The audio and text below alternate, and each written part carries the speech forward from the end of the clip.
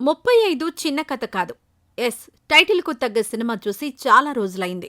ముందుగా maths సబ్జెక్టుకున్న emotions అన్నీ సినిమాగా చెప్పాలనుకున్న ఫిల్మ్ మేకర్ నందకిషోర్ థాట్ని మెచ్చుకొని తీరాల్సిందే. అండ్ సినిమా చూస్తున్నంతసేపు కె. విశ్వనాథ్ గారి స్టైల్ కనిపించింది.